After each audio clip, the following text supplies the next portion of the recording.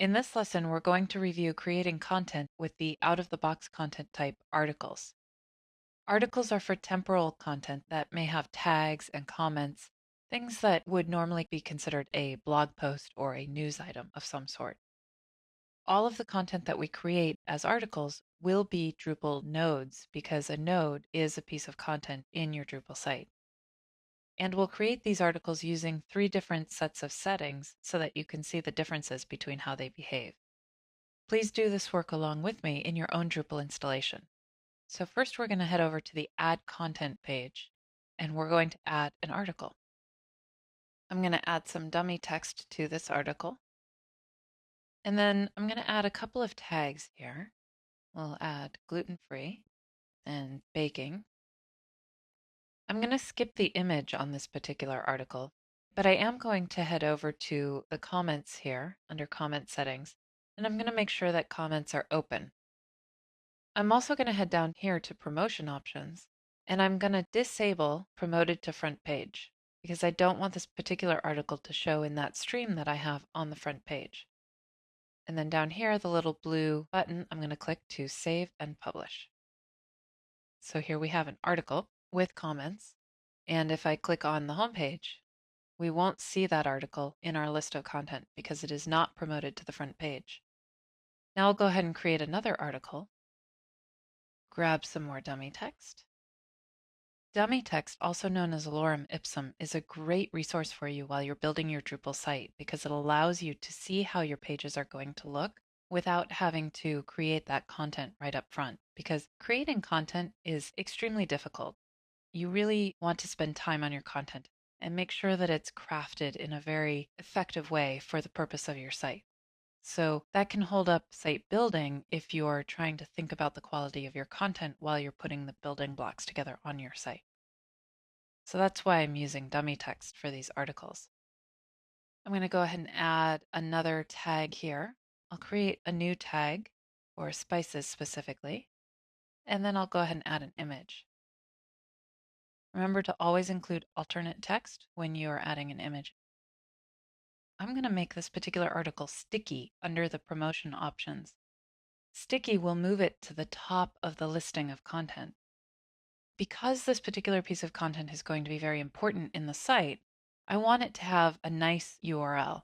So I'm going to go up to URL path settings, and I'm going to add a URL here so that people can get to this particular page by going to my URL/spices rather than my URL/node/node ID.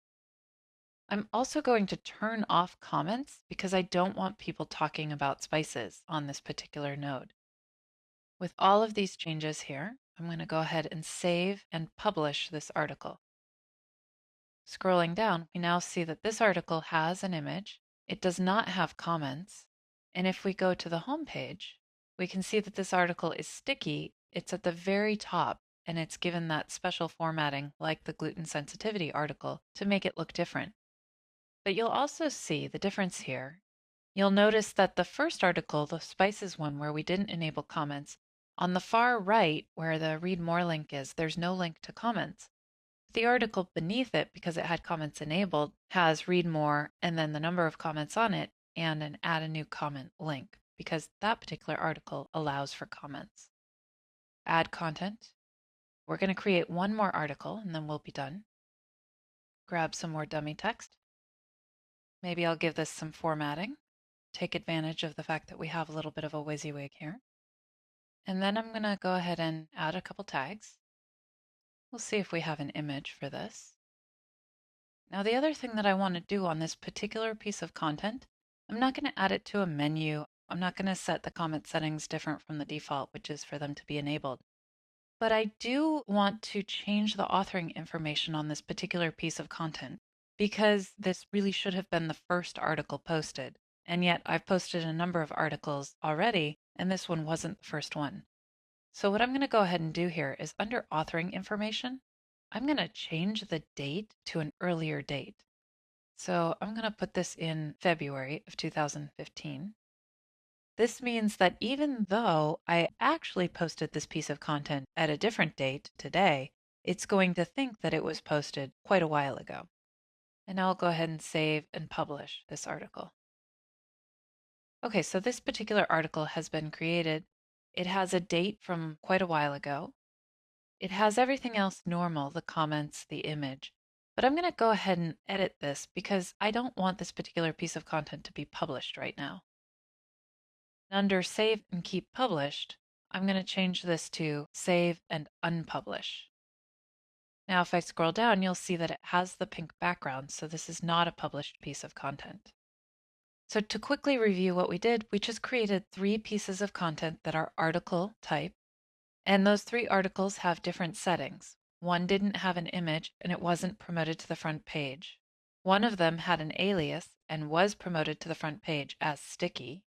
If I click on it, the URL in the URL bar says spices, and it's sticky, so it will always appear at the top until something newer comes along that's also sticky. And then the third article was not published, so the public wouldn't be able to see it. And it also had a different date and time, much earlier than when it was actually posted.